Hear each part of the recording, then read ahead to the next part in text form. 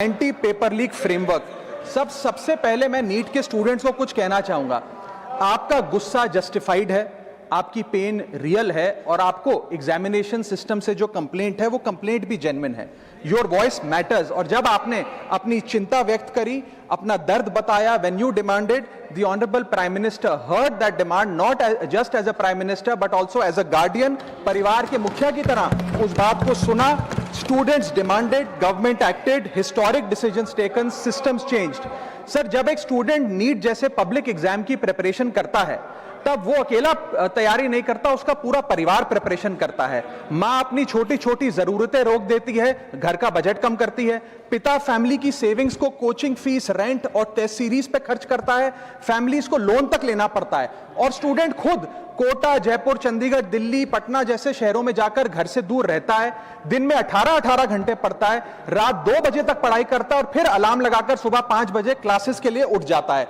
परिवार से दूर, कोई सोशल लाइफ नहीं, कोई त्योहार फेस्टिवल नहीं, सोशल मीडिया, फ्रेंड से दूर, और अपनी स्लीप और अपनी हेल्थ से भी कॉम्प्रोमाइज करता है, क्योंकि उसे पता है कि जब वो पेपर लिखेगा तो सिर्फ पेपर नहीं, अपनी फैमिली के लिए एक बेटर फ्यूचर लिखने जा रहा है। और फिर एक दिन एग्जाम की तारीख पर उसे पता लगता है कि 3 साल से वो जिस पेपर की तैयारी कर रहा था वो पेपर किसी ने पहले ही पैसे देकर हासिल कर लिया, पेपर लीक हो गया।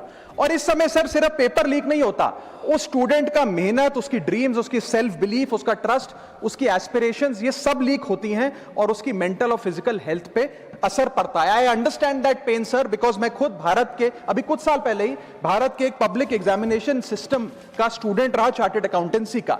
And sir, because I have spent enough time in this house critiquing the government, I have earned the right to say my next sentence with full conviction and sincerity कि जब बात students की आई, when it came to our students and the youth of India, the government heard, the government actioned and the government delivered. Students का feedback लिया, students की demands को honour किया और ये डेमोन्स्ट्रेट किया कि सरकार स्टूडेंट्स के साथ खड़ी है। जिस उम्मीद के साथ स्टूडेंट्स ने अपनी मांग प्राइम मिनिस्टर साहब के सामने रखी, उस चिंता को, उस दर्द को समझते हुए तमाम एक्शन लिए गए, तमाम स्टेप्स लिए गए, जैसे कि शॉर्ट टर्म और long term steps. Number 1, paper leak के बाद इमीडिएटली री एग्जाम कराया गया ताकि साल बर्बाद ना हो। जांच सीबीआई को सौंपी, एसआईटी का गठन हुआ, स्पेशल इन्वेस्टिगेशन टीम, जिसने 13 लोग मेन किंगपिन समेत गिरफ्तार किए। मात्र 75 दिन में, आज से 2 दिन पहले जब 75 दिन पूरे हुए जांच के, चार्जशीट भी फास्ट ट्रैक कोर्ट में दर्ज करा दी गई, जांच को महीनों सालों लटकाया नहीं। 47 नेशनल टेस्टिंग एजेंसी के ऑफिसर्स को शंट आउट किया गया, एजुकेशन सेक्रेटरी का तबादला हुआ, यहां तक कि मॉरल ग्राउंड्स पे हमारे ऑनरेबल होम एजुकेशन मिनिस्टर ने इस्तीफा तक दिया और स्टूडेंट प्रोटेस्टर्स के खिलाफ जो केसेस थे उन्हें विड्रॉ किया गया। बीरीड फैमिलीज जिसके अपने किसी घर के बच्चे को, किसी स्टूडेंट को खो दिया, उसको कॉम्पनसेशन दी जा रही है।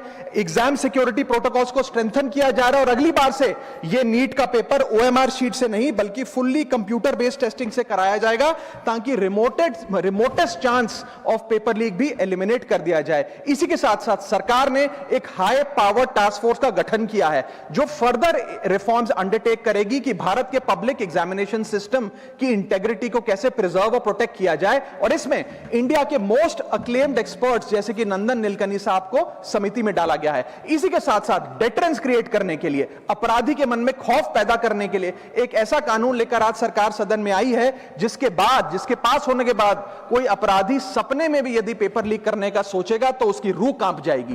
पहली चीज, पेपर लीक को एक इंडिविजुअल द्वारा किया गया क्राइम नहीं बल्कि एक ऑर्गेनाइज्ड सिंडिकेट नेटवर्क द्वारा किए गए क्राइम के तौर पे ट्रीट किया जाएगा, जिसमें इनसाइडर हो, कोचिंग माफिया हो, लॉजिस्टिक वेंडर हो, प्रिंटिंग प्रेस हो, सॉल्वर गैंग हो, एग्जाम ऑफिशियल्स हो, सब पर कार्रवाई होगी। सबको दोषी करार देने के बाद, गिल्टी करार देने के बाद 10 साल तक की जेल होगी और 10 करोड़ रुपए तक का जुर्माना लिया जाएगा।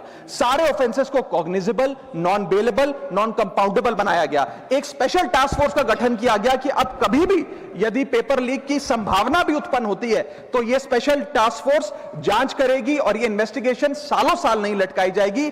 2 महीने के अंदर अंदर से इस इन्वेस्टिगेशन को कंप्लीट करना होगा। और इसी के साथ साथ फास्ट ट्रैक कोर्ट्स का गठन किया जो यह इंश्योर करेंगे कि इसमें स्पीडी ट्रायल हो, डे टू डे ट्रायल हो, स्पेशल पब्लिक प्रोसिक्यूटर होगा, 3 महीने में पनिशमेंट सुनाई जाएगी। सर, मैं बता दूं, हमारे देश में fast track courts heinous crimes के लिए बने हैं, जैसे कि क्राइम्स अगेंस्ट वुमेन, रेप और पॉस्को जैसे अपराध के लिए। आज हमने पेपर लीक को उस हिनियस क्राइम्स की कैटेगरी में ला खड़ा किया है सर। इसी के साथ साथ सर इंस्टीट्यूशनल और systematic reforms will demonstrate zero tolerance towards paper leak, और इससे भारत की इंडियन पब्लिक एग्जामिनेशन सिस्टम की इंटेग्रिटी को हम प्रिजर्व और प्रोटेक्ट कर पाएंगे। ये सब इसलिए हुआ because sir there is nothing more important than the students and their future. Sir their voices mattered, their voices were heard and systematic and systemic changes have been brought in. उनकी आवाज को, students की आवाज को कोई political challenge नहीं बल्कि एक परिवार की भीतर की चिंता की तरह समझकर, जैसे घर के बच्चे घर के बड़े से अपनी चिंता व्यक्त करते हैं, दर्द व्यक्त करते हैं, डिमांड्स रखते हैं, ठीक वैसे ही सरकार ने ये तमाम फीडबैक लेते हुए एक्शन लिया। Sir Benjamin Franklin American philosopher, statesman, diplomat रहे, उन्होंने कहा था well done is better than well said. सालों तक इस देश में पेपर लीक होता आया लेकिन सिर्फ डिस्कशन और सिर्फ साउंड बाइट हुई। आज एक्शन हो रहा है, सिस्टमैटिक रिफॉर्म्स आ रहे हैं और भारत का पहला एंटी पेपर लीक फ्रेमवर्क बनके तैयार है और आपके सामने है। सर इसी के साथ साथ पेपर लीक किसी एक पार्टी का, किसी एक सरकार का ऑफिसर या मिनिस्ट्री की देन नहीं है और ये कोई 2026 का फिनोमेना भी नहीं है। सर मैं बता दूं कि सर जब बात अकाउंटेबिलिटी की हो, मोरालिटी की हो, जवाबदेही की हो, तो इसलिए इससे जब बात अकाउंटेबिलिटी की हो, मोरालिटी की हो, जवाबदेही की हो, तो सर ये इससे तय नहीं होना चाहिए कि पेपर लीक कौन से राज्य में हुआ, कौन सी मिनिस्टर के अंडर हुआ, कौन सी पार्टी में हुआ, क्योंकि ये एक पैन इंडिया ऑर्गेनाइज्ड क्राइम है, क्रॉनिक डिजीज है। मैं ये बात इसलिए कह रहा हूं क्योंकि 19 जुलाई 2026 को, आज से मात्र 10 दिन पहले, पंजाब के अंदर एक फार्मेसी ऑफिसर रिक्रूटमेंट का एग्जाम हुआ। उसमें मैसिव इरेगुलरिटीज देखी गई, ब्लूटूथ डिवाइसेस के माध्यम से लाइव चीटिंग चल रही थी और चीटिंग सिंडिकेट वो चीटिंग फैसिलिटेट कराने के लिए 13 लाख रुपए का रेट चार्ज कर रहा था। यही नहीं सर, आम आदमी पार्टी की सरकार जब पंजाब में बनी तब से अभी तक नायब तहसीलदार के एग्जाम में इरेगुलरिटीज देखी गई और लार्ज स्केल चीटिंग हुई। पंजाब स्टेट एजुकेशन बोर्ड में 12वीं क्लास का इंग्लिश का पेपर लीक हुआ, पीएसटीईटी स्कूल टीचर रिक्रूटमेंट का एग्जाम का पेपर लीक हुआ, पीएसएसबी के ग्रुप ऑफिसर के रिक्रूटमेंट का एग्जाम लीक हुआ, एग्रीकल्चरल डेवलपमेंट ऑफिसर के रिक्रूटमेंट का एग्जाम लीक हुआ और एक्साइज और टैक्सेशन इंस्पेक्टर की रिक्रूटमेंट की मेरिट की लिस्ट जब आई तो उसमें फर्जी नाम डाल के जारी कर दिया गया। सर मैं आ रहा हूं, अब मैं कांग्रेस पे आ रहा हूं। आप कांग्रेस का सुनिए सर, ये मेरा समय खराब कर रहे हैं। आप बोले ना, बोले आप बोले। सर जब सर कांग्रेस की कर्नाटक में सरकार है, इसी साल जनवरी 2026 में एसएसएलसी का पेपर हुआ। इसी साल कर्नाटक में कांग्रेस की सरकार के अंडर एसएसएलसी का पेपर हुआ, पेपर लीक हुआ और वो पेपर ऑनलाइन 200 रुपए में स्टूडेंट्स को बेचा जा रहा था।